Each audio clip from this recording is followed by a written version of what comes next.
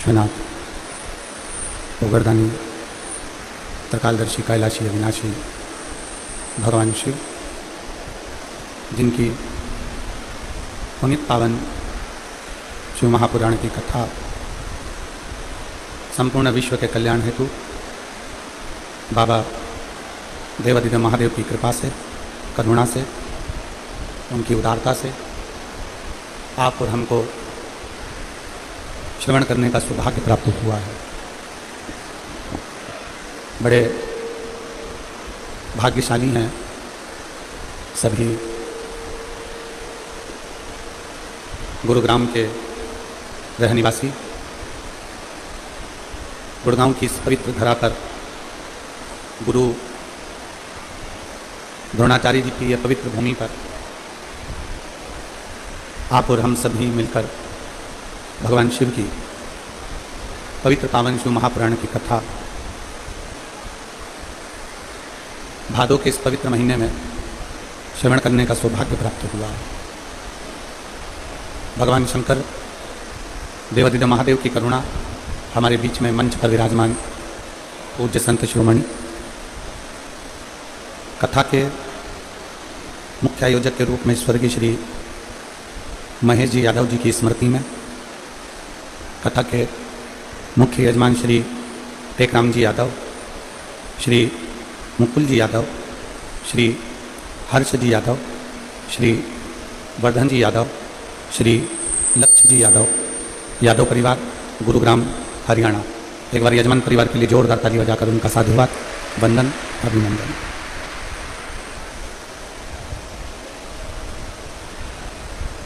अभी श्री वर्धन जी यादव जी कह रहे थे कि पूरे श्रावण के महीने में जितना पानी नहीं गिरा उतना एक दिन में कल रात से लेकर आज तक में गिर गए। और शिव परीक्षा बहुत लेता है, हमने पहले भी कथा में कहा। वो पूरी परीक्षा लेने के बाद जो निर्णय देता है वो साधारण निर्णय नहीं रहता उसका। पूर्ण हर तरह की परीक्षा शिव लेता।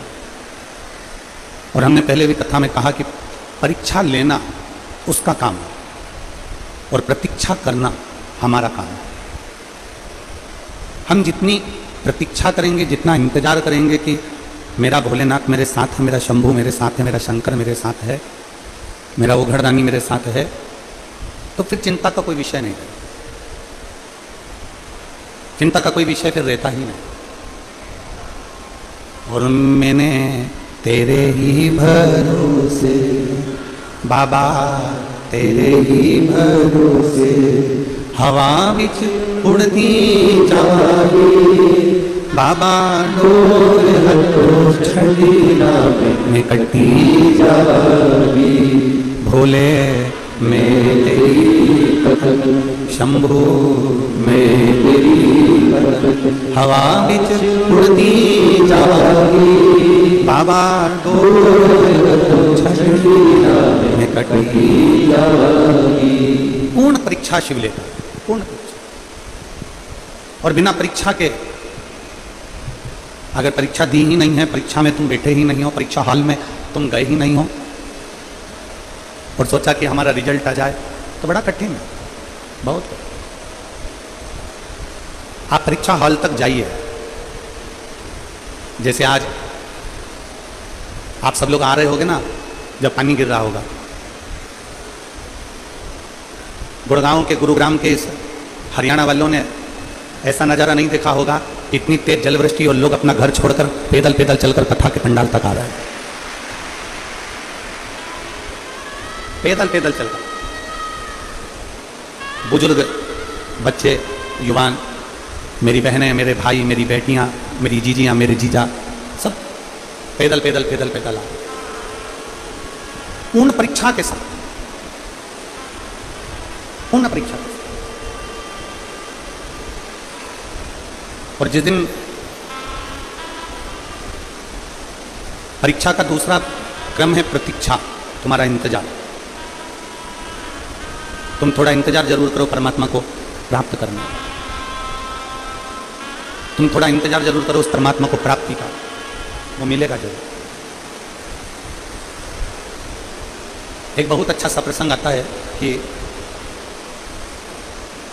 मान लो तुम, कई लोग कहते हैं कि गुरुजी हम शंकर जी के मंदिर जाते हैं, हम शिव जी को जल चढ़ाते हैं, हम शंकर जी के मंदिर में पहुंचते हैं, हम शंकर जी के मंदिर में जल चढ़ाते हैं, झाड़ू लगाते हैं, पोछा लगाते हैं, हम शिव जी की आराधना करते हैं, हम देवाधिदेव महादेव के मंदिर जाते हैं, आराधना करते हैं, पूजन करते हैं, फिर भी शिव हमारा सुनता क्यों नहीं? देवाधिदेव महादेव शंकर भगवान हमारे यहां आते क्यों नहीं? पैदल पैदल चलता, बुजुर्ग, बच्चे, युवान, मेरी बहनें, मेरे भाई, मेरी बेटियां, मेरी जीजियां, मेरे जीजा, सब पैदल पैदल पैदल पैदल आ, पूर्ण परीक्षा के साथ, पूर्ण परीक्षा के साथ। और जिस दिन परीक्षा का दूसरा क्रम है प्रतीक्षा, तुम्हारा इंतजार। तुम थोड़ा इंतजार जरूर करो परमात्मा को प्राप्त करने। तुम थोड़ा इंतजार जरूर करो उस परमात्मा को प्राप्ति का, वो मिलेगा जरूर। एक बहुत अच्छा सा प्रसंग आता है कि मान लो तुम, कई लोग कहते हैं कि गुरुजी हम शंकर जी के मंदिर जाते हैं, हम शिव जी को जल चढ़ाते हैं, हम शंकर जी के मंदिर में पहुंचते हैं, हम शंकर जी के मंदिर में जल चढ़ाते हैं, झाड़ू लगाते हैं, पोछा लगाते हैं, हम शिव जी की आराधना करते हैं, हम देवाधिदेव महादेव के मंदिर जाते हैं, आराधना करते हैं, पूजन करते हैं, फिर भी शिव हमारा सुनता क्यों नहीं? देवाधिदेव महादेव शंकर भगवान हमारे यहां आते क्यों नहीं? आप आए नहीं और सुबह हो गई, मेरी पूजा की थाली धरी की धरी, क्यों? जब हम इतनी पूजन करते हैं, हम इतनी अर्चना करते हैं, इतनी सेवा करते हैं, तो शिव हमारे यहां आते क्यों नहीं? क्यों नहीं? शिव महापुराण की कथा कहती है, आप कथा में आए, थोड़ा ध्यान लगाकर सुनना, पानी अपनी जगह पर है, जल वृष्टि अपनी जगह पर, आप कथा में आए और किसी ने आपको कुर्सी दे दी बैठने के लिए, और किसी ने आपको कुर्सी दी बैठने के लिए, और वो कुर्सी पे चाय गिरी पड़ी हुई है, उसी पे जूठन पड़ा हुआ है, उसी पे चाय पड़ी है, उसी पर गंदगी पड़ी हुई है। अब इतनी, किसी ने कुर्सी दे दी बैठने के लिए, उसी पे चाय पड़ी, उसी पे गंदगी पड़ी, उसी पर जूठन पड़ा, सब कुछ उसी पे पड़ा हुआ है। अब आप में से कोई होगा जो उस कुर्सी पर बैठ जाएगा? जम के बोलो जरा, बैठोगे? नहीं। कुर्सी किसी ने बैठने के लिए दी, उस कुर्सी पर गंदगी पड़ी हुई है, चाय पड़ी हुई है, जूठन पड़ी हुई है, आप उस कुर्सी पर नहीं बैठोगे। आप आओगे जरूर पर बैठोगे नहीं। शिव महापुराण की कथा भी यही कहती है कि हम भगवान को निमंत्रण तो देते हैं, हम भगवान से कहते तो जरूर हैं, भगवान से प्रार्थना भी करते हैं कि भोलेनाथ आप मेरे घर पर आना, आप मेरे यहाँ आना, और भोलेनाथ आने को तैयार भी हो जाते हैं, भोलेनाथ हमारे घर पर पहुँच भी जाते हैं, भगवान शंकर हमारे द्वार पर आ भी जाते हैं, पर हमारी मन रूपी कुर्सी अगर गंदी होगी तो मेरा शंकर उस पर बैठ नहीं पाएगा, मेरा शिव उस पर बैठेगा।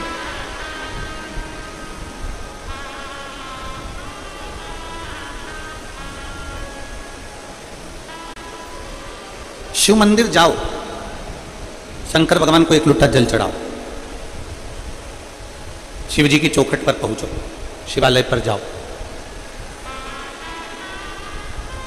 पर शिव महापुराण की कथा कहती है कि शिवालय पर जाइए, शिव महापुराण की कथा में जाइए, मंदिर तक जाइए, पर शिव कथा कहती है कि पहले अपने मन रूपी कुर्सी को साफ कर लीजिए, क्योंकि बाबा को बिठाना यही है।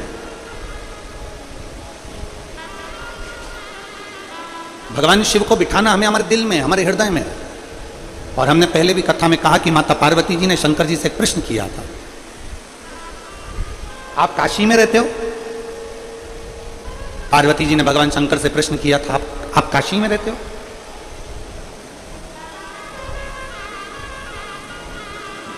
पार्वती जी ने शिव जी से प्रश्न करा था कि आप उज्जैन में रहते हो, आप केदार में रहते हो, आप अमरनाथ में रहते हो,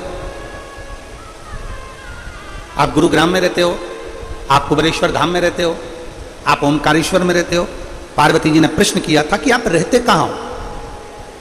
भगवान शंकर ने माता पार्वती के प्रश्न का उत्तर दिया था कि जो अपने मन को पवित्र कर कर मुझे दिल से निमंत्रण दे, आमंत्रण दे, और दिल से जो एक लोटा जल मुझे समर्पित कर देता है, उसके हृदय में मैं जाकर विराजमान हो जाता हूं। मैं वहीं पर उसके हृदय में, उसके चित्त में विराजित हूं।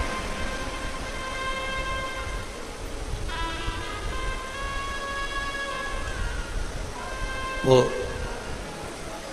मेरी हरियाणा की जीजियां एक भजन बहुत अच्छा गाती हैं।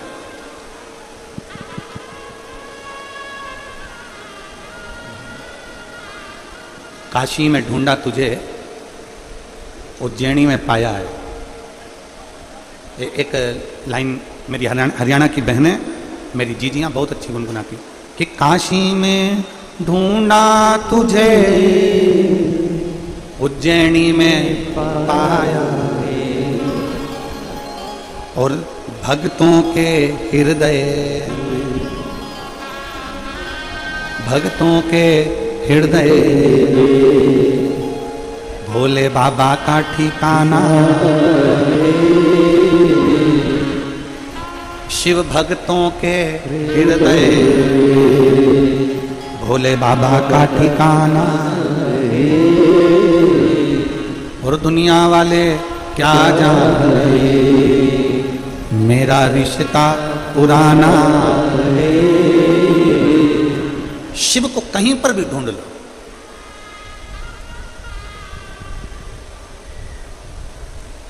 तुम्हारा मन पड़े जहां तुम शंकर को ढूंढने का प्रयास करो, पर शिव को पाने का अगर कोई स्थान है, शिव को पाने की अगर कोई जगह है, तो वह भक्त का हृदय है।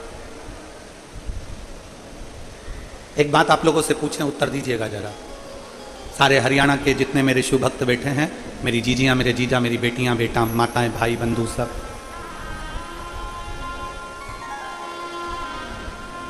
पैर छूने से ज्यादा आशीर्वाद मिलता है कि अच्छा कर्म करने पर, दिल छूने पर ज्यादा आशीर्वाद मिलता है? बोलो जरा, बोलो, जल्दी बोलो। पैर छूने से ज्यादा आशीर्वाद मिलेगा कि अच्छा कर्म कर कर आप किसी को, कोई रोगी व्यक्ति है, कोई बीमार व्यक्ति है, उसकी तुमने दवाई करा दी, कोई भूखा व्यक्ति है, बहुत दिन से भूखा, उसको भोजन करा दिया, कोई प्यासा है, उसको पानी पिला दिया, कोई तकलीफ में है, उसकी तकलीफ की घड़ी में आप खड़े हो गए।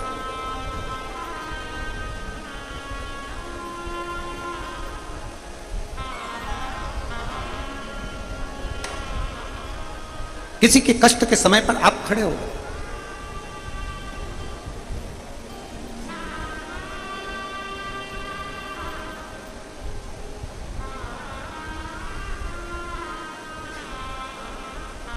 एक कल के पत्रों में एक पत्र था,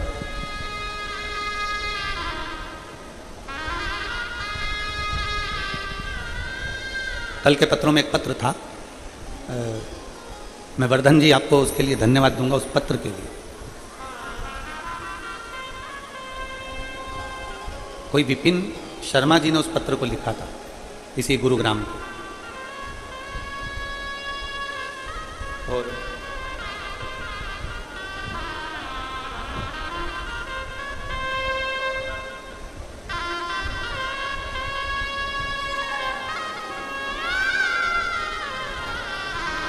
उस पत्र में विपिन शर्मा जी ने एक बात बड़ी अच्छी लिखी थी। गुरु जी,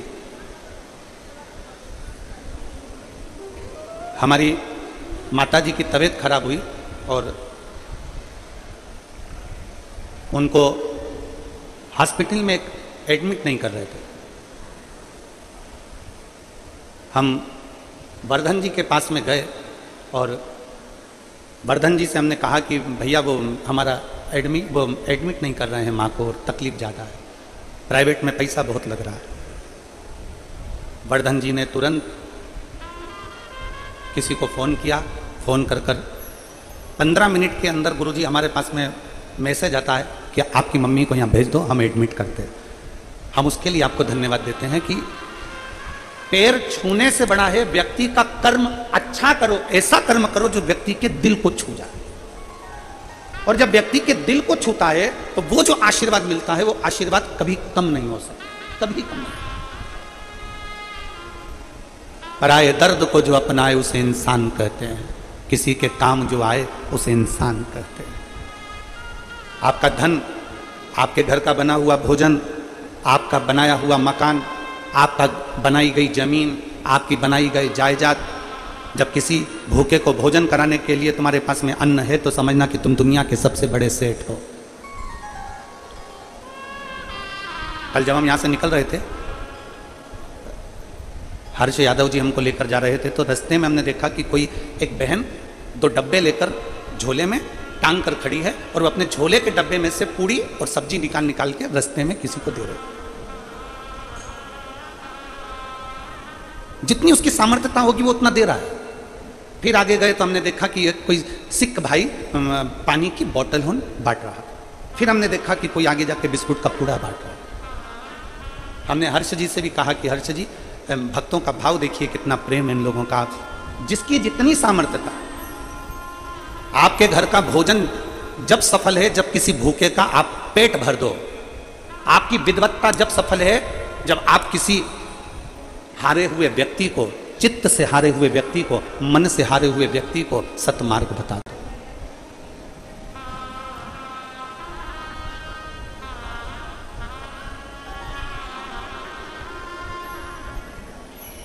शायद हमारी इतनी कथाओं में ये पहला यजमान का घर होगा ऐसा, जो घर के लोग दूसरे के मकान में रह रहे हैं और उनके मकान में बाबा कुबेर भंडारी रह रहा है।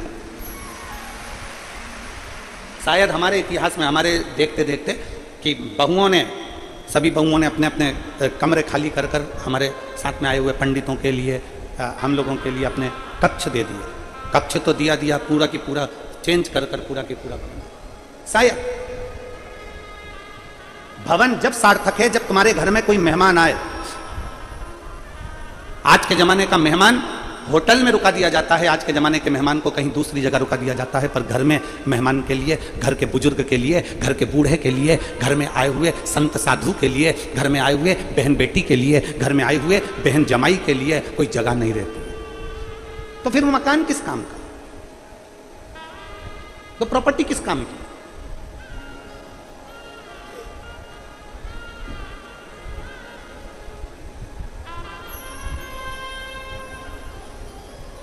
किस काम की वो प्रॉपर्टी, किस काम की वो जगह, जिसमें अपने घर में आया हुआ मेहमान, आपके घर में आई हुई बहन बेटी, आपके घर में आया हुआ कोई अतिथि, कोई बुजुर्ग तुम्हारे घर में रह नहीं सकता। क्या कर? तुम्हारे घर का भोजन जब सार्थक है जब भूखे का पेट भर सको, और तुम्हारा घर जब सार्थक है जब किसी अतिथि की सेवा कर सको, और तुम्हारा वैभव जब सार्थक है जब तुम किसी की औषधि करा सको।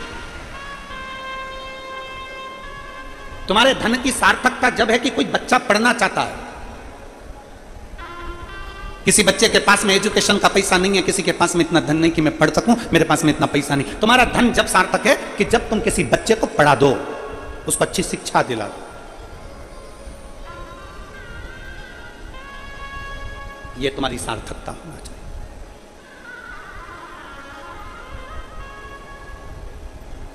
कपड़े की दुकान पर जाइए, कभी कपड़े वाले से कहना कपड़ा दिखाओ जरा अच्छा वाला जोरदार। कपड़े वाला कपड़ा दिखाएगा, आंटी जी ये कपड़ा जोरदार है, अंकल जी ये कपड़ा जोरदार है, ए ताऊ ये कपड़ा जोरदार है, ए ताई ये कपड़ा अच्छा है। फिर कहेगा इसका रंग तो नहीं जाएगा। कपड़े वाले से पूछोगे, कपड़े वाला कहेगा नहीं नहीं, इसको तुम 4-6 बार भी धो लोगे तो रंग नहीं जाने वाला, खूब अच्छा मल के धो, कलर नहीं जाएगा। धोने के बाद कपड़ा छोटा तो नहीं हो जाएगा, नहीं नहीं ये तो पनता है, ये कपड़ा छोटा नहीं होता, ये तो खूब और धोने के बाद और फैल जाता है। कितने का है? कपड़े वाले ने कपड़े की कीमत बताई, कपड़े वाले ने कपड़े की क्वालिटी बताई, कपड़े वाले ने कपड़े की कीमत बताई, उसकी क्वालिटी बताई, उसका तरीका बताया, सब कपड़े वाले ने बता दिया। अब तुम उस कपड़े को लेकर कहां पहुंचे हो? दर्जी के पास। टेलर के पास।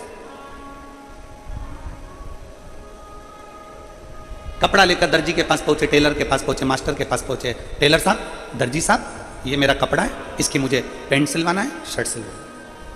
लो।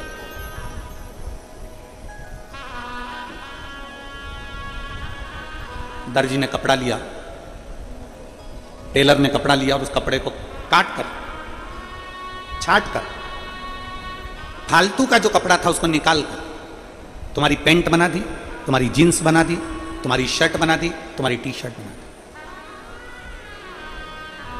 कपड़े वाले ने कपड़ा दिया, क्वालिटी बताई, कीमत बताई, तरीका बताया और दर्जी के पास लेकर गए।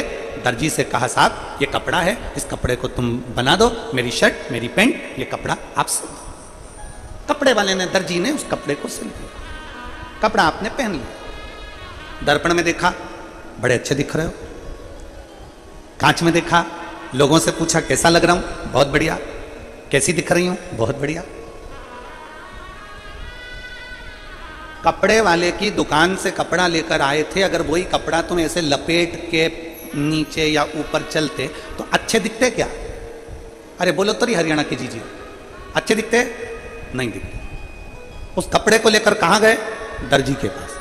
दर्जी ने काट कर, छाट कर अच्छा बना दिया, तुमने पहन लिया और तुम अच्छे दिखने लगे। शिव महापुराण की कथा भी यही कहती है, वो परमात्मा कपड़े की दुकान रखता है। मेरा शिव पूरा कपड़े का थान रखता है, पूरा कपड़े का थान। अलग अलग डिजाइन के कपड़े, अलग अलग क्वालिटी के कपड़े सब उस शंकर के पास में हैं।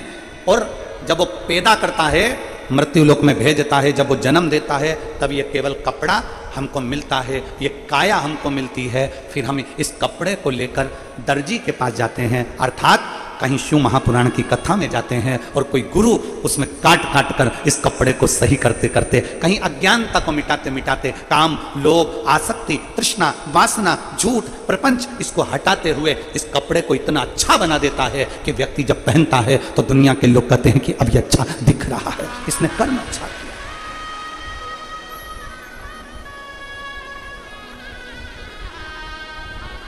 उसने तो कपड़ा दिया है, उसने तो काया दी है। उसने कपड़ा दिया, काया दी, और उस काया को ठीक बनाना ये दर्जी का काम है। इस काया को ठीक करना ये किसी सद्गुरु का काम है।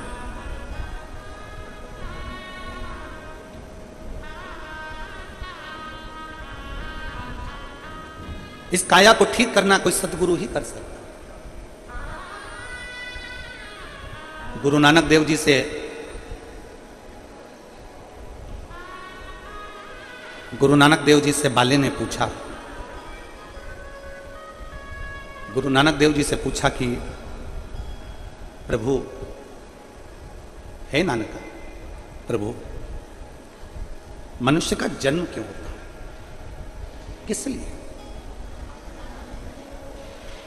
गुरु नानक देव जी सुन रहे हैं।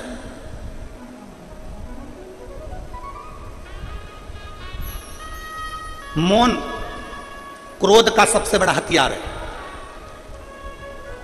पति अगर गुस्सा कर रहा है और पत्नी अगर मौन हो जाए ना, तो इसमें जीत किसकी होती है? पति की कि पत्नी की? जम के बोलो जरा जल्दी से। पत्नी की जीत होती है। पति अगर गुस्सा कर रहा है, बोल रहा है, चिढ़ रहा है, क्रोध कर रहा है, अपशब्द बोल रहा है, पत्नी मौन हो जाए, चुप, इसमें जीत पत्नी की होगी।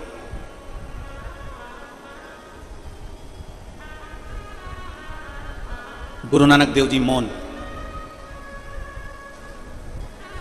गुरु नानक देव जी एकदम चुप, मौन। और गुरु नानक देव जी ने बाले ने कहा कि ये मानव का शरीर क्यों मिला है? ये मानव का शरीर किस लिए मिला? गुरु नानक देव जी से पूछा जा रहा है कि मानव का शरीर किस लिए है?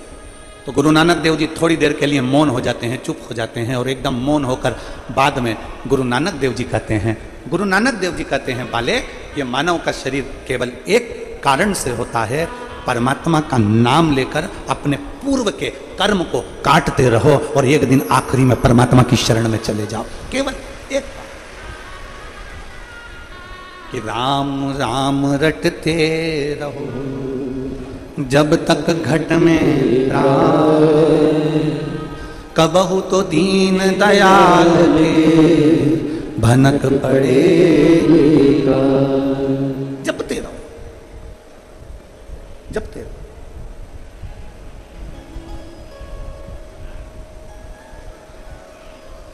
कपड़ा दिया उसने, शरीर दिया उसने, शरीर प्रदान करा उसने, और उस शरीर की कीमत जान लो।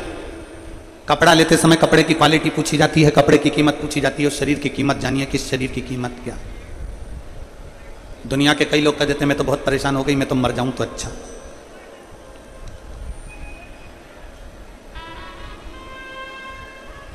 मैं तो बड़ी कष्ट में हूं, मेरे प्राण छूट जाए तो अच्छा। मैं बड़ी तकलीफ में हूं, मेरे प्राण चले जाएं तो अच्छा। नहीं नहीं, शिव महापुराण की कथा कहती है, यह मानव का जो शरीर मिला है सबसे सुंदर कपड़ा है। अब इस कपड़े को दर्जी के पास लेकर जाओ, जो ये काया मिली है इस काया को किसी सदगुरु के पास लेकर जाओ, किसी संत में, किसी सत्संग में। कहीं शिव महापुराण के पंडाल में पहुंच गए, भगवान की कथा में पहुंच गए, तो ये कपड़ा तुम्हारा कोई अच्छा गुरु जिंदगी में मिल गया, कोई अच्छा सदगुरु मिल गया, कोई अच्छा मिल गया, तो इस कपड़े को छाट कर, इस कपड़े को काट कर तुम्हारे भीतर के अहंकार को, काम को, लोभ को, आसक्ति को, तृष्णा को, वासना को छाट कर श्रेष्ठ बना दे। सबसे पहले वो कौन सा फूल है जो शंकर जी पे नहीं चढ़ता?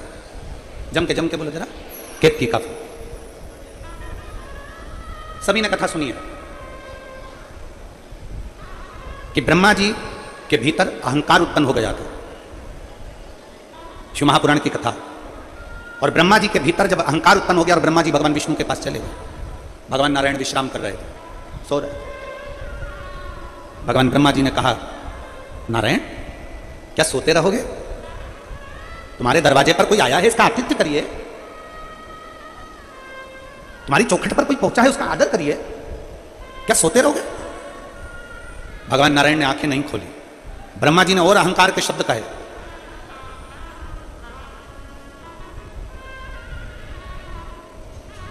ब्रह्मा जी ने भगवान विष्णु जी से कहा कि मैं आया हूं ब्रह्मा, सृष्टि का रचना करता, आप मेरा आदर नहीं करोगे? आप मेरा सत्कार नहीं करोगे?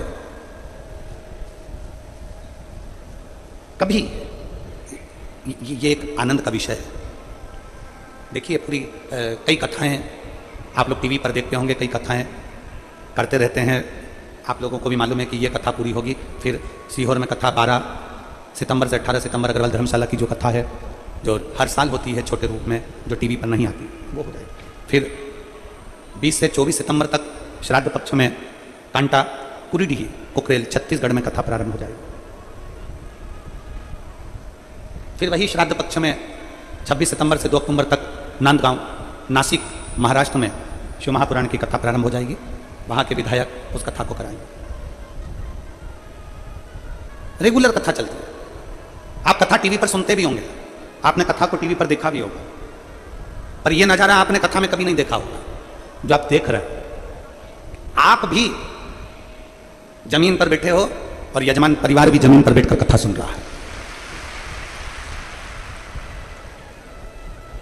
कोई सोफा नहीं, कोई कुर्सी नहीं, जैसे आप वैसा यजमान परिवार। और हमने कहा वर्धन जी को, हमने वर्धन यादव जी से कहा था कि सोफे कुर्सी लगे होंगे, तो नहीं गुरुजी, हम भी सब जैसे हमारे गुरुग्राम वासी वैसे हम, जैसे हमारे क्षेत्र के लोग वैसे ही बैठना। अपने भीतर ये भाव उत्पन्न करो। जब सत्संग में जाकर बैठो, जब भगवान की शरणागति में बैठो, जब भगवान के पास, कई लोग जाते हैं हम भगवान का दर्शन करना है, हमें मंदिर में जल्दी दर्शन करना है, हमें मंदिर में जल्दी दर्शन करना है, तो मंदिर में लाइन में लगे हो, लाइन में लगे हो, लाइन में लगे हो, और इतने में कोई साइड में से आकर कह दे कि मैं तुमको 500 रुपए दो, मैं तुम्हें भगवान का जल्दी दर्शन करा दूंगा। भगवान के दर्शन में लगे हो, लाइन में लगे हो, और दर्शन में लगे हो, और कोई तुम्हारे कान में आकर, पीछे से पास में आकर कह दे मुझे 500 रुपए जमा करो, मैं भगवान का जल्दी दर्शन करा दूंगा। 500 रुपए तो मैं भगवान का जल्दी दर्शन करा दूंगा। तुम्हारी चतुरता क्या कहती है? 500 रुपए देकर तुम जल्दी दर्शन करना पसंद करोगे कि धर्म के लाइन में लगकर धक्के खाते खाते उस भोलेनाथ के चरणों में जब पहुंचोगे तो शंकर भगवान भी कह देंगे कि तूने मेरे पास आते आते बहुत धक्के खा लिए, अब तुझे दुनिया के धक्के नहीं खाने दूंगा।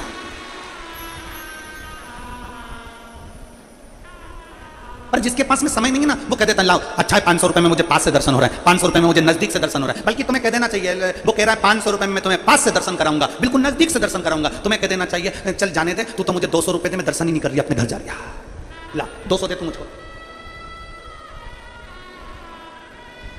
धर्म को धंधा मत बनाइए, भगवान के दर्शन को व्यापार मत बनाइए। और मैं श्री वर्धन जी आपको धन्यवाद दूंगा इस चीज के लिए कि आप भी नीचे और पूरे मेरे गुड़गांव के वासी, पूरे गुरुग्राम वासी भी बैठकर कथा कर तत्व ग्रहण कर रहा है। अपने को अपने के साथ में वैसे ही रहना चाहिए, वैसे 500 रुपए दीजिए मैं पास में से दर्शन कराऊंगा, ना ना ना ना। भगवान के मंदिर में जाना, भगवान की चौखट पर जाना, भगवान के दरवाजे पर जाना, कितनी भी भीड़ लगी है तुम्हें मालूम है कि वहां भीड़ होगी, तुम्हें मालूम है शिवरात्रि है मंदिर में भीड़ होगी, तुम्हें मालूम है सावन का महीना है मंदिर में भीड़ होगी, तुम्हें मालूम है नवरात्रे हैं शीतला माता के मंदिर में भीड़ होगी, तुम्हें मालूम है कि मंदिर के अंदर भीड़ चल रही होगी। तुम ये सोच कर जाओ कि मैं भीड़ में जा रहा हूं, भीड़ में जा रहा हूं तो मुझे 1 घंटा लगने की जगह 3 घंटे लगेंगे, मुझे 4 घंटे लगेंगे, पर मैं दुनिया के धक्के खाऊंगा, आखिरी में भगवान का दर्शन कर आऊंगा। पर मैं भगवान को पैसे से तोलकर भगवान के मंदिर में जाकर दर्शन कर नहीं आऊंगा। मुझे धर्म के धक्के खाकर, दुनिया की धक्के खाकर मैं भगवान की चौखट तक पहुंचूंगा।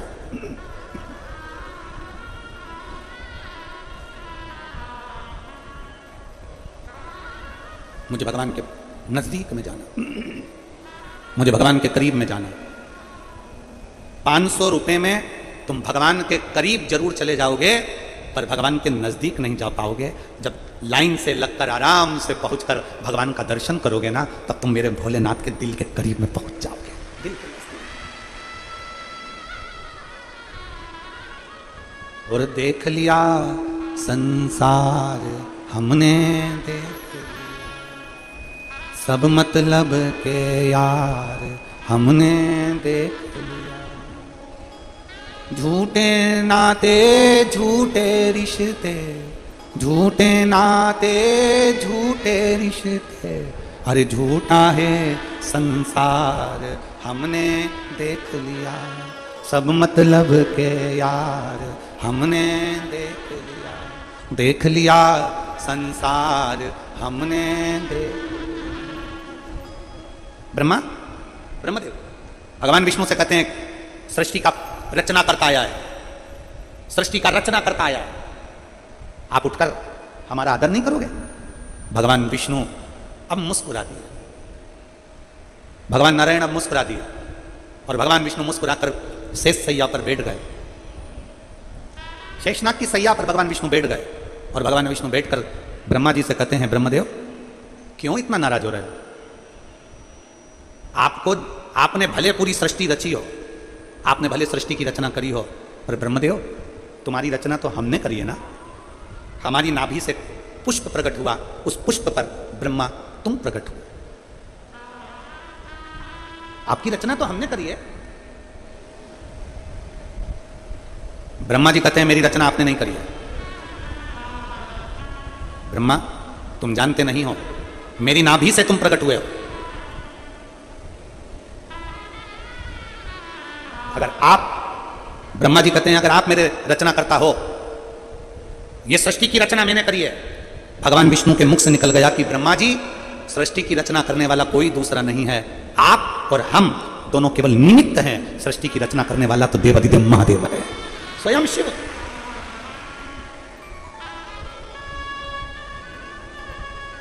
ये दुनिया का थोड़ा सा भ्रम है।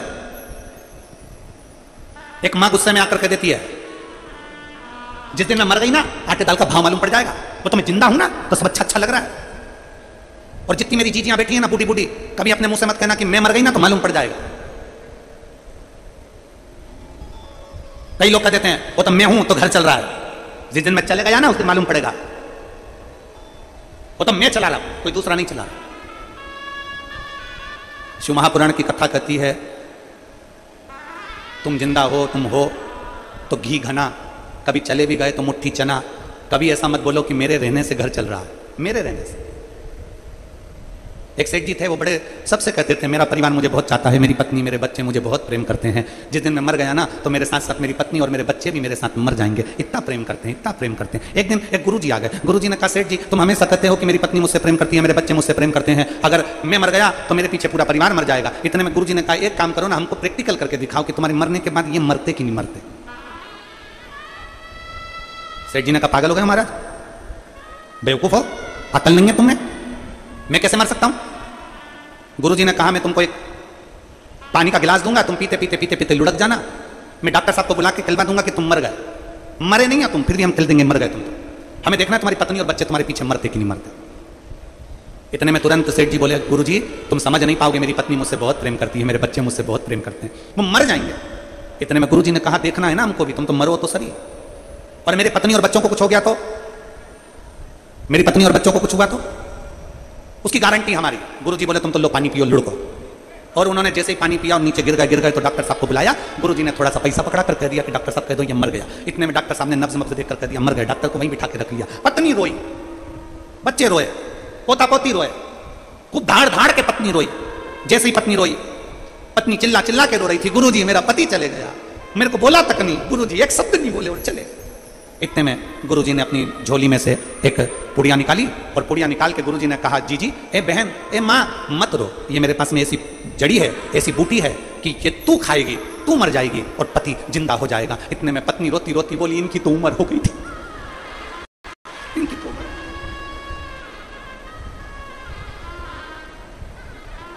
पति को गुस्सा आया।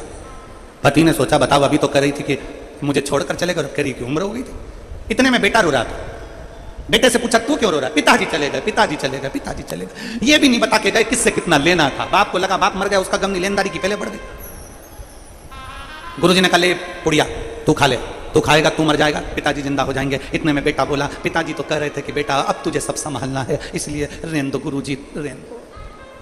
छोटा सा पोता रो रहा था, तू क्यों रो रहा है? मेरे दादाजी चले गए। तो क्यों रो रहा है? अब मुझे कुरकुरा कौन दिलाएगा? अब कौन दिलाएगा? इतने में गुरुजी ने कहा, ले ये पुड़िया तू खा ले, तू खाएगा तू मर जाएगा, तेरा दादाजी जिंदा हो जाएगा। इतने में छोटा सा पोता गुरुजी के पास में आके बैठा, कोनी मार के बोला, ओ गुरुजी तुम खा लो ना। सब मिलके गुरुजी को खिला रहे पर खुद नहीं खा रहे। अरे सब मतलब के यार हमने वो देख लिया, संसार हमने देख लिया, झूठे नाते झूठे रिश्ते, झूठे नाते झूठे रिश्ते, अरे झूठा है संसार हमने देख लिया, संसार हमने देख लिया। लग रहा, माँ कहती है मैं जिंदा हूं जब तक घर चल रहा है, पिताजी कहते हैं मैं जिंदा हूं जब तक घर चल रहा है। ऐसा नहीं है। बड़ा बेटा सोचे कि मैं घर चला रहा हूं, छोटा सोचे मैं चला रहा हूं, मंजिला सोचे मैं चला रहा हूं, संजला सोचे मैं चला रहा हूं, घर का व्यक्ति सोचे मैं चला रहा हूं, दादी सोचे मैं चला रहा हूं, कोई रिश्तेदार सोचे मैं चला रहा हूं। ना ना ना ना ना, शिव महापुराण की कथा कहती है तुम नहीं चला रहे। तुम्हारे अंदर जो श्वास है, श्वास रूपी शिव है, जब तक श्वास चल रही है तब तक शिव तुम्हारे हृदय में है, तब तक तुम्हारा घर शंकर खुद तुम्हारे अंदर बैठकर चला रहा है। शिव चला रहा, कोई दूसरा नहीं।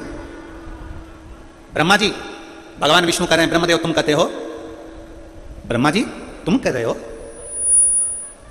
ब्रह्मा जी तुम बोल रहे हो कि सृष्टि मैं चला रहा हूं? नहीं, भगवान नारायण ने कहा, ब्रह्मा सृष्टि ना तुम रचे हो, सृष्टि ना हम रचे हैं, सृष्टि रचने वाला तो देवाधिदेव महा शिव। एक पत्र, आज थोड़ा ट्रैफिक में फंस गए थे ना, तो थोड़ा लेट आए तो हम पूरे पत्र नहीं पढ़ पाए, इसलिए अभी 2 ही पत्र पढ़े हैं, तो 2 ही तुम्हारे सामने प्रस्तुत।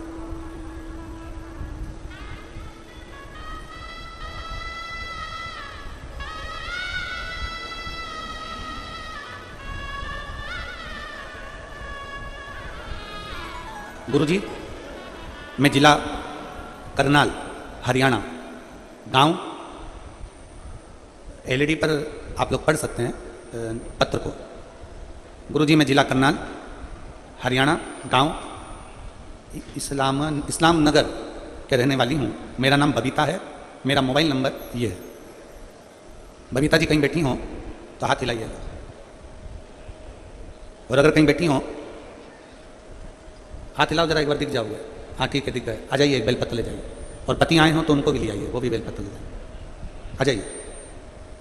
मैं जिला करनाल हरियाणा, गांव इस्लाम नगर के रहने वाली हूँ। मेरा नाम बबीता है, मेरा मोबाइल नंबर ये है। गुरुजी, मेरे पति के मुंह में एक बड़ा सा छाला हो गया था। इस छाले के मेरे पति ने बहुत दवाई खाई, मुंह का छाला बिल्कुल ठीक नहीं हुआ। कई बड़े बड़े डॉक्टरों को दिखा दिया पर छाला ठीक नहीं। अब तो छाला इतना तकलीफ देने लगा कि भोजन करने में भी दिक्कत आने लगी। तब हम लोग और चिंता में पड़ गए और सरकारी हॉस्पिटल गए, वहां पर जाकर जांच कराई। डॉक्टर ने कहा कि इनको कोई बड़े हॉस्पिटल में लेकर जाओ। हमने हॉस्पिटल में लेकर गए बड़े, तो वहां के डॉक्टर ने कहा कि इनका मांस का थोड़ा सा टुकड़ा काटा जाएगा और काट कर उसको टेस्ट करा जाएगा, उसको भेजा जाएगा, उस टुकड़े की जांच होगी। डॉक्टर ने कहा कि तुम्हारे पति को बड़ी बीमारी के चांस हैं। अब हम लोग ये सुनकर घबरा गए, क्या करते? पहली बार आपकी कथा सुनी थी गुरुदेव, और काम में इतने व्यस्त रहते थे कि आपकी कथा हम पूरी सुन नहीं पाते थे। पर आप कहते हो ना कि जब दुख आता है ना तब भगवान याद आता है, तो सत्य मायने में तो कहे ना गुरुजी, जैसे दुख आया ना तो सबसे पहले आपको स्मरण किया, शिव पुराण का स्मरण किया, याद किया। हमने टीवी पर कथा सुनना प्रारंभ करी और टीवी पर कथा सुनते सुनते रोती रहती कि ये कहाँ की बीमारी हाथ लग गई, समझ में नहीं आया। भगवान भोलेनाथ के मंदिर जाना चालू करा। दुनिया के लोग भले हंसे गुरुदेव, पर मंदिर में झाड़ू लगाना, पोछा लगाना, दिया लगाना, भगवान को बेलपत्र चढ़ाना, जल चढ़ाना, घर से एक लोटा पानी ले जाकर शिव जी को चढ़ाना, उस पानी को झेलकर वापस लाना, अपने पति को पिलाना। मुंह का छाला ऐसा बढ़ते जा रहा था कि उनसे ना तो खाते बनता था ना पीते बनता था। डॉक्टर ने घबरा लग दिया, अब करें तो करें क्या। तब मेरे एक रिश्तेदार सीहोर जा रहे थे, मैंने उनसे विनती कर कहा कि भैया सीहोर जा रहे हो तो वहां से रुद्राक्ष लेकर आना। वहां से मेरे रिश्तेदार रुद्राक्ष लेकर आए। हमने तांबे के कलश में उसको गलाया, शिव जी को जल चढ़ाया, वो चढ़ा हुआ जल अपने पति को पिलाना प्रारंभ करा। शुरू में तो पानी पीने में भी तकलीफ हो रही थी, खाने में बेलपत्री खा नहीं पा रहे थे, तो बेलपत्री को पीस कर शिव जी पे चढ़ी हुई बेलपत्र कुंदकेश्वर महादेव के नाम से अपने पति को देने लगी। धीरे धीरे डॉक्टर ने तारीख दी थी, बुलाकर जांच के लिए जाना था, पर बाबा की ऐसी कृपा हुई गुरुदेव, जो सालों से छाला था मेरे भोलेनाथ ने मात्र 22 दिन के अंदर वो छाला समाप्त कर दिया। मैं बाबा को धन्यवाद देती हूँ। अब मेरे पति भोजन भी करते हैं, रोटी भी खाते हैं, पानी भी पीते हैं और एकदम बाबा की कृपा से ठीक हैं। मैं बाबा को प्रणाम करने के लिए आई हूँ। एक लाइन अच्छी लिखी है, आप और हम गुनगुनाते हैं। भोलेनाथ दया करना, मैं तेरे भरोसे हूँ, मेरे बाबा दया करना, मैं तेरे भरोसे हूँ, ना घर के भरोसे हूँ, ना परिवार के भरोसे हूँ, ना घर के भरोसे हूँ, ना परिवार के भरोसे हूँ, मेरे बाबा दया करना, मैं तेरे भरोसे हूँ, भोले बाबा दया करना, मैं तेरे भरोसे हूँ। मेरे शिव ने, मेरे होकर, मेरे शंकर, मेरे त्रिकालदर्शी, मेरे कैलाशी, बाहर की आवाज अंदर आ रही है, अंदर की आवाज खुल के बाहर। मेरे त्रिकालदर्शी, मेरे कैलाशी, मेरे अविनाशी, मेरे शिव ने कृपा करी, अनायास कृपा करता है शिव। मेरी जीजियों, मेरे जीजाओं, मेरी बेटियों, बेटाओं, मेरी माओ, आप पानी में गीले होकर भले यहां पर आए हो, बैठे हो, कीचड़ पानी में थोड़ा कष्ट भले हो रहा होगा भले, पर इतना याद रखना, जितना जितना कष्ट सहते हो ना, उतना उतना शिव के करीब में जाते चले जाते हो, उतना शिव के नजदीक जाते चले जाते हो। संभाल लेगा, संभाल।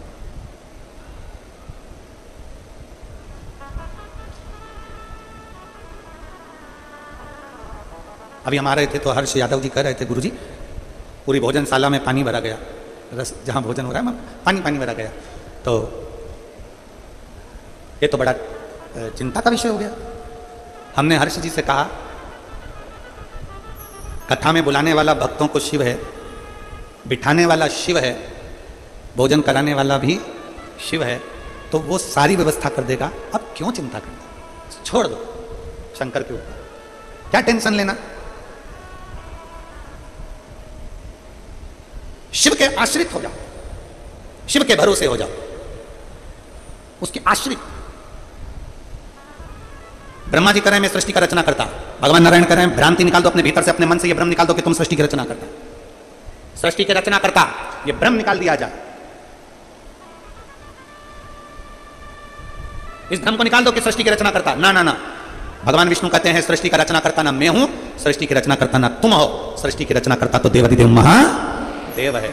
मेरा आपकी कृपा से सब काम पूरा, सब काम पूरा, करते हो भोले बाबा, मेरा नाम हो रहा है, मेरा आपकी कृपा से सब काम हो रहा है। हम उसके आश्रित हो जाते, वो है। भगवान नारायण ने कह दिया, भगवान नारायण ने तुरंत भगवान ब्रह्मदेव से कहा कि ना मैं ना तुम, ना मैं ना तुम, वो है देवाधिदेव महादेव। कितने में ब्रह्मा जी ने कहा कौन महादेव? अब ब्रह्मा जी के ये शब्द सुनकर भगवान विष्णु की आंख से आंसू बहने लगा कि गजब गजब गजब।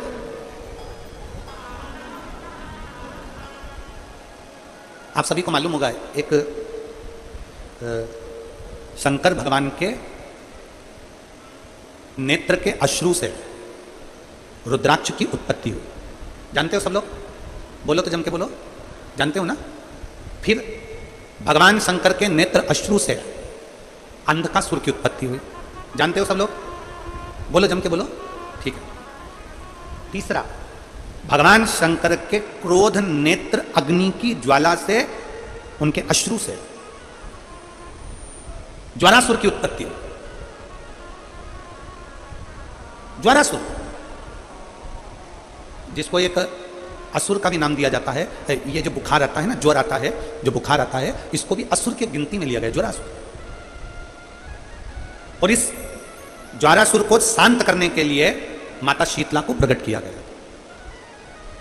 और आप गुरुग्राम वासियों के लिए तो बड़ा सौभाग्य का विषय है कि मां शीतला आपके गुरुग्राम में आशीर्वाद देने के लिए सदा विराजमान रहती है।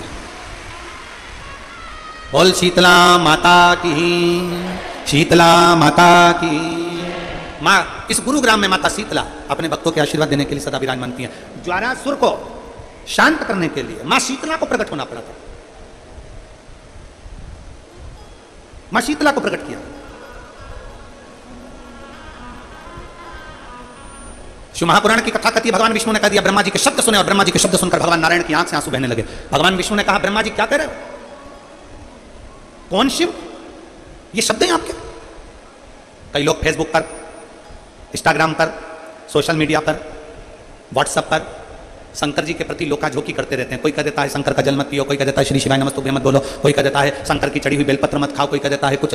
उनसे कहो, शिव की निंदा करने वाले ब्रह्मा जी का सिर कट गया था। शिव की निंदा करने वाले इंद्र को अपना सिंहासन छोड़ना पड़ा था।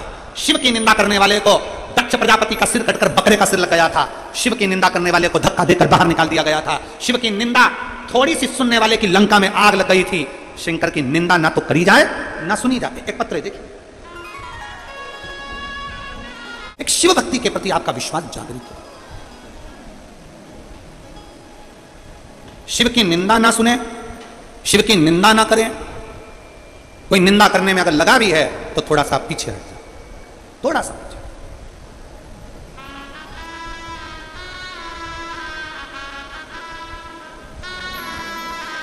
शिव निंदा से परे हो।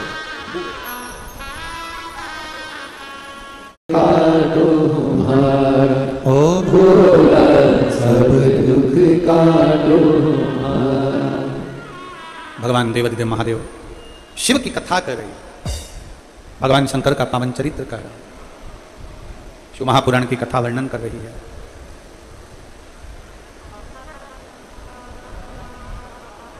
भगवान शिव, देखिए पानी लगातार बरस रहा है और जलवृष्टि भी तेज है। हो सकता है कि कथा का क्रम थोड़ा जल्दी विराम दिया जाए और 5-10 मिनट का और कथा कहकर, जिससे कल आराम से कथा पूर्ण रूप से हो सके। जो पानी चारों तरफ भरा हुआ है या जहाँ कहीं भी है तो उसको निकाल दिया जाए। ऐसी व्यवस्था प्रशासन भी कर रहा है और यजमान परिवार भी कर रहा है। प्रशासन भी पूर्ण तरह से बहुत अच्छे रूप से इस कार्य को संभाल रहा है। मैं यहाँ के कमिश्नर महोदय को, यहाँ के एसएसपी, एसपी, कलेक्टर, यहाँ के टीआई, यहाँ की चिकित्सा विभाग, पीडब्ल्यूडी विभाग, इन सबको बहुत बहुत साधुवाद देता हूँ, जो बहुत सुचारू रूप से पूरे आयोजन को संभाल रहे हैं। एक बार जोरदार ताली बजाकर उन सभी के लिए साथ, यहाँ के कलेक्टर, एसपी, एसएसपी, एसडीएम आदि का सब यजमान परिवार के साथ में मिलकर बड़ी सुचारू रूप से व्यवस्था करें और आपको और हमको भी इनके साथ कदम से कदम मिलाकर सहयोग प्रदान करें। तो शिव कथा कर रही है, शिव महापुराण की कथा कर रही है, भगवान शंकर का पावन चरित्र कर रहा है, शिव तत्व कर रहा है। भगवान शंकर के लिए जब जैसे ही अपशब्द कहा गया, भगवान शिव के लिए जैसे ही कुछ कहा गया, भगवान विष्णु ने ब्रह्मा जी को मना किया कि तुम कैसे शब्द कह रहे हो, ये शब्द तुम्हारे श्रेष्ठ नहीं है, तुम्हारे ये शब्द श्रेष्ठ नहीं है, इन शब्दों का प्रयोग ना करो, आप इन शब्दों को ना बोलिए। नांदेड़ की कथा में गुरु गोविंद सिंह जी की पुण्य स्थली से, पवित्र स्थली से आपको एक बात कही थी, दुनिया के लोग घर में फिल्टर का पानी पीते हैं पर दुनिया के लोग अपनी वाणी को फिल्टर कर कर नहीं बोल पाते हैं। दुनिया के लोगों को बोलने का एक भाव उत्पन्न नहीं हो पाता। ब्रह्मा जी ने अहंकार के शब्द कहे, ब्रह्मा जी ने अपशब्द कहे, और जो शिव जी के लिए अपशब्द कहे भगवान, उसी समय भगवान नारायण ने कह दिया तुम कैसे कह सकते हो, ये सब भगवान शिव की रची हुई पूरी सृष्टि है। पूरी पर्वत को घुमाना प्रारंभ करा, और पर्वत को घुमाना प्रारंभ करा तो एक अग्नि का खंभ प्रकट हुआ, अग्नि का खंभ प्रकट हुआ। तब ब्रह्मदेव ने उसका छोर देखने के लिए ऊपर की ओर गए और भगवान नारायण नीचे की ओर पाताल की ओर गए। किसके लिए कराई? भगवान शंकर को दो का अहंकार समाप्त करना था, एक ब्रह्मा जी का अहंकार समाप्त करना था, इसलिए ब्रह्मा जी का भगवान शंकर ने काल भैरव से कहकर सिर कटवा दिया था, और दूसरा भगवान शंकर को अहंकार समाप्त करना था केतकी के पुष्प का, केतकी के पुष्प का।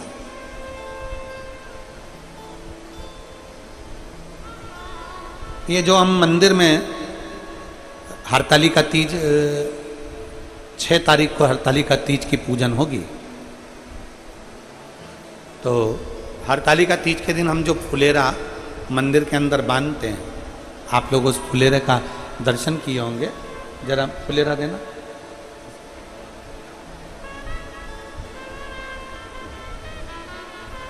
जिस फुलेरा का हम लोग मंदिर में, और जहां पर हरतालिका तीज का त्यौहार नहीं मनाया जाता हो, हम उनसे भी कहेंगे कि आपके नज़दीक में अगर कोई शिवालय हो, आपके नज़दीक में अगर कोई शंकर का मंदिर हो, और आपको बाबा ने अगर सामर्थ्यवान बनाया है, तो प्रयास करना कि एक फुलेरा उस मंदिर में आप अपनी ओर से भी बंधवा सकते हैं। इसकी माला कहाँ चली? ऐसा पूर्ण मालाएं चारों तरफ इसमें बंदी होती है फुलेरा के अंतर। ये भगवान शंकर के ऊपर लगाया जाता है। शिव महापुराण की कथा कहती है, भगवान देवादित्य महादेव का चरित्र कहता है, शिव तत्व कहता है कि मनुष्य की देह में, मानव के शरीर में अगर मान लो अनायास अचानक, शिव पुराण कहती है कि कई स्थान ऐसे हैं जहां पर व्यक्ति से पाप कर्म होता है। झाड़ू लगाते समय छोटे छोटे जीव मर जाते हैं, उसका पाप माथे चढ़ जाता है। अग्नि जलाते समय पतंगे जल जाते हैं, उसका पाप माथे चढ़ जाता है। कपड़े धोना, बर्तन धोते समय छोटे छोटे जीव मर जाते हैं, उसका पाप माथे चढ़ जाता है। चलकर अपन कहीं जाते हैं, अपने पाँव के नीचे छोटे छोटे जीव मर जाते हैं, उसका पाप माथे चढ़ जाता है। कई स्थान पर व्यक्ति से पाप कर्म होता है। हरतालिका तीज के फुलेरे का मात्र दर्शन कर लेने से ये सारे पाप हमारे छिन्न हो जाते हैं, पाप समाप्त हो जाते हैं, पाप छिन्न हो जाते हैं। और उसका एक प्रमाण यहां एक बहन ने लिखा है, मैं हरियाणा से कैथल की निवासी हूं, सुधा बेटी, पति संजय बस, मेरा मोबाइल नंबर ये है, कहीं बैठी हो तो हाथ हिला सकती हैं। मैं हरियाणा से कैथल की निवासी हूँ, सुधा बेटी, पति संजय बस, अगर कहीं बैठे हो तो व्यासपीठ पर आ सकते हैं। गुरुदेव कई साल हो गए थे हमारे घर में संतान का सुख नहीं था। परिवार के लोग इतना शब्द कहते थे, इतना अपशब्द कहते थे कि मैं बांझ हूं और मेरे घर संतान नहीं। 2-4 साल तक तो इंतजार करा, 5 साल, 6 साल, 7 साल, 8 साल, 9 साल, 10 साल, 11 साल, 12 साल, 13 साल, 14 साल, 15, 16, 17, 18, 19, 20, 21 साल तक संतान के लिए इंतजार करा। 21 साल तक मेरे घर में औलाद नहीं हुई। और जब 21 साल औलाद नहीं हुई तब हमारे नजदीक में 5 घर छोड़कर एक माताजी रहती हैं जो सिलाई का काम करती हैं।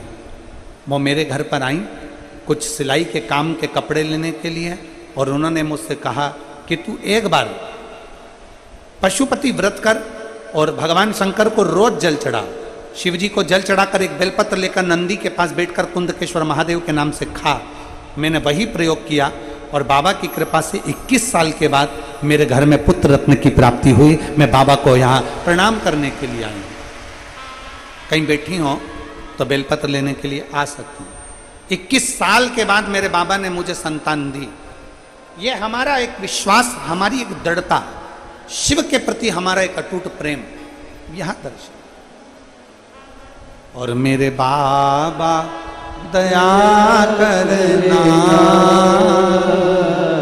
मैं तेरे भरोसे हूँ। भोले बाबा दया करना, मैं तेरे भरोसे हूँ। शिव कथा कहती है, भगवान शंकर का चरित्र कहता है। केतकी के फूल को भी अहंकार आ गया था और ब्रह्मा जी को भी अहंकार आ गया।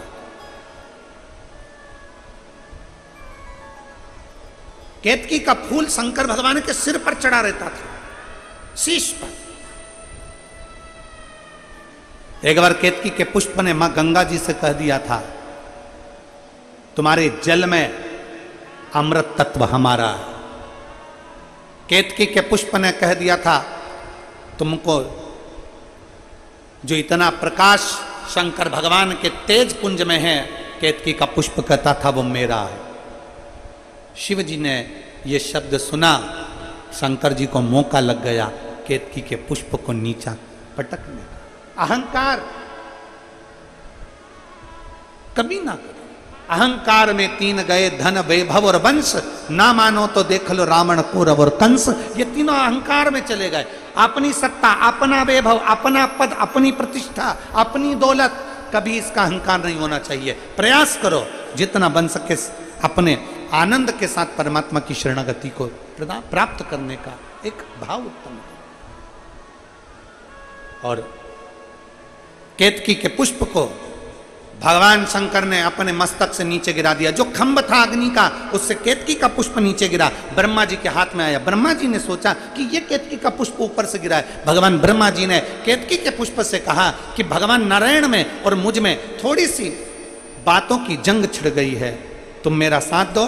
तुम कह देना कि मैं भगवान ब्रह्मा जी ने भगवान शंकर का शीश देखा है, तुम कह दो।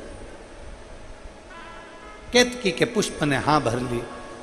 शंकर भगवान का श्राप केतकी के पुष्प को लग गया। केतकी, भूल से भी अगर कोई केतकी का पुष्प मुझ पर चढ़ा देगा, हजारों गौ हत्या के बराबर, ब्रह्म हत्या के बराबर उसको दोष लग जाए। शंकर जी के मंदिर में धतूरा चढ़ा दो, बेलपत्र चढ़ा दो, दूसरी पत्तियां चढ़ा दो। शंकर जी के मंदिर में शंकर जी को तुम्हारा मन पड़े जो चढ़ाओ, और शंकर जी के मंदिर में कभी केतकी का पुष्प ना चढ़ाया जाए, कभी केतकी का पुष्प। शिव शिव है, ओघड़ी ओघड़ी। शिव तत्व कह रहा है। आशीष, झांकी बन गई, झांकी बन गई, तू पार्वती की विवाह की।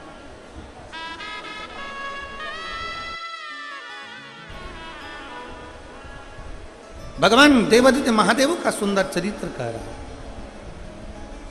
भगवान शंकर का पवित्र चरित्र वर्णन कर रहा है। शिव तत्व कह रहा है। अपने भीतर की अभिमत्ता को दूर करिए, अपने भीतर। और मेरे बाबा दया करना, मैं तेरे भरोसे हूँ। भोले बाबा दया करना, मैं तेरे भरोसे हूँ। ना घर के भरोसे हूँ, ना परिवार के भरोसे हूँ, ना घर के भरोसे हूँ, ना परिवार के भरोसे हूँ। मेरे बाबा दया करना, मैं तेरे भरोसे हूँ। भोले बाबा दया करना, मैं तेरे भरोसे। शिव तत्व कह रहा है, भगवान शंकर की पवित्र कथा कर रही है, शिव महापुराण वर्णन कर रही है। भगवान देवादिदेव महादेव का चरित्र कथा है। दक्ष प्रजापति के भीतर भी अहम आ गया था, शीश काट दिया गया था।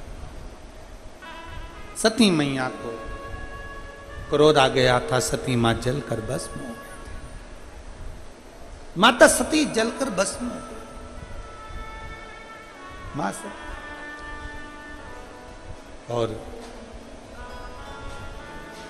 जब माता सती जलकर भस्म हुई, हिमालय राज के यहाँ पार्वती के नाम से विख्यात हुई। माता पार्वती जी भगवान की बाल्यावस्था से शिव अर्चना में लगी रही, शिवाराधना में। देखिए, जलवृष्टि ज़्यादा होने के कारण, आसपास में पानी भरा होने के कारण बस आज थोड़ा कथा को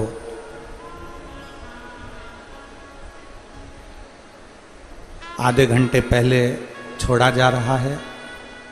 इसलिए आप सबसे एक निवेदन रहेगा, थोड़ा ध्यान देना। आप सब यहाँ से जब जाओगे, एक दूसरे का हाथ पकड़ के जाओगे। यहाँ से जब जाओगे, धीरे धीरे जाओगे। यहाँ से जब जाओगे, बिना धक्का मुक्की के अपनी गाड़ी को भी धीरे धीरे निकालना, बहुत आराम से जाना। रास्ती रास्ती आराम आराम से अपने गंतव्य की ओर जाएंगे। कल का कथा का समय यही 1 बजे से 4 बजे तक रहेगा। पार्वती जी का विवाह भगवान शिव जी के साथ में बड़े आनंद के साथ हो रहा है।